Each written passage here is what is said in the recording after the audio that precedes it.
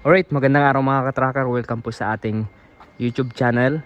At ayan po, meron tayong panibagong unit na ipipicture dito mga katracker. Pero bago yan, kung bago lang po kayo sa aking YouTube channel, paki-like this video and mag-subscribe na. Ayan, and hit the notification bell. So mga katracker, ayan, saan naabot ang 50k natin sa pagbili ng truck? Alright, Japan surplus truck. So bago natin sagutin yan, mamaya hintayin nyo bago matapos tong video na ito para masagot. So meron tayo ditong unit na fully reconditioned Japan surplus Isuzu Elf NPR. Malapad po ito. Silipin po muna natin para magkaroon kayo ng idea and reference sa ganitong unit at yung presyo nito. Kasi ayan, maraming nagtatanong and kung magkano na daw ang mga Japan surplus ngayon na unit. So ito po, fully reconditioned na siya, fully repaint. Ayan, dito po sa amin kung ano yung gusto nyong pintura, kulay, yun po yung ipapipintura natin sa unit na mapipili nyo. Dito ay as is condition pa lang yung pagpipilian nyo. Saka i-recon kapag napili nyo na, depende sa gusto nyong specs. Kaya mga katracker, ganito kaganda dito. So makikita nyo yung original na status ng truck. So yun nga lang ang ano nito, disadvantage, maghihintay kayo na matapos yung truck. 3 weeks to 1 month po yung pagtrabaho sa unit para gumanda. At ganito na po yung itsura niya. So ito mga tracker, ganito yung gusto ng client. Ayan, kulay puti, may plaka na nakarehistro. Ayan, maganda yung kulay, naka wax na po siya, bapping, tapos meron siyang windbreaker. Ayan, 4.2 yung gross weight, net capacity naman 2,100. Tapos ito po yung loob ng Isuzu Elf NPR. Ayan, brand new dashboard na, naka-upholstery yung mga upuan, naka-floor matting, naka-detailed yung loob. At itong unit na to ay high cab. Ito po yung tinatawag na high cab. Ayan, ang makina po nito ay 4HF1 manual or mechanical engine. Hindi po ito electronic. Ito yung gusto ng mga client kasi pag sa probinsya, ayan, maraming gumagawa, mekaniko na may alam sa ganitong unit. Ayan, ang haba ng body 15 feet. Ayan, 15 feet, tapos yung taas 6.2. Ayan, medyo mababa siya.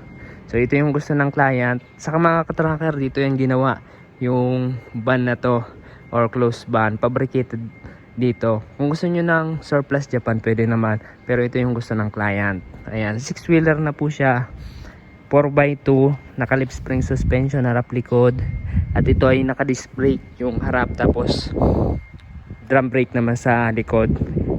Ito po ay standard complete electrical lights and accessories. Ayan, diba, pogi na.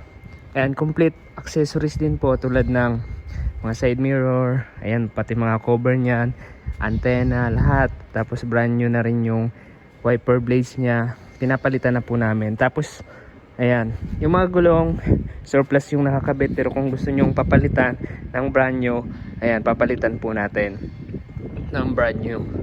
So ito makakapal naman. Tapos ayan, dito sa kabila tingnan natin, di ba? May aircon na po ito. Optional po kung gusto nyong may aircon or wala. Ayan. So ayan mga katracker, ito may side door naman. Tapos ito yung pampatibay. Ito po ay rivet type aluminum closed van, 15 feet ang haba. Ayan, di ba? Sa chassis naman ito, solid naman yung chassis pa nito. Ayan, walang bulok. Ayan. Dito mga katracker, hindi lahat ng unit ay sariwa. So pipili kayo kung ano yung the best na mapili nyo, yun yung kunin nyo. So dala kayo mekaniko para pag-check ng makina para all goods. Ayan, may lifter din to. Ayan, lifter. Tapos yung mga tail light, nilalagyan na namin ng grill para may guard. Ayan, so hindi na po siya standard na body lang. So talagang specific po yung pagkakagawa. May specification. So ayan mga ka-tracker, ayan, 'di ba, solid ang pagkakagawa dito. Dito po pala kami sa Barangay Mambugdas, Bacoor, Cavite. Ayan, ang ano nito, mga battery, ayan, brand new.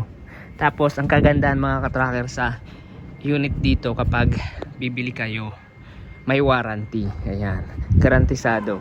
May warranty po, kaya huwag kayong mag-alala. Ayan, kung may problema yung unit kapag nalabas. Pero dito naman, talagang ina-assure namin na maganda yung unit, nasa roadworthy standard. Tinetest drive pa po namin yan. Tapos may quality control kami. Alright, pero pag Japan, talagang nagamit na, luma na. So may bibigay na pyesa na hindi natin inaasahan. So pag may warranty, ayan, talagang pwede nyong ibalik yung unit para magawa or paservisan. So mga ka-tracker, hindi namin iniiwanan yung truck kapag nabili na. Talagang meron pa ring meron pa rin kaming accountability. Yan, talagang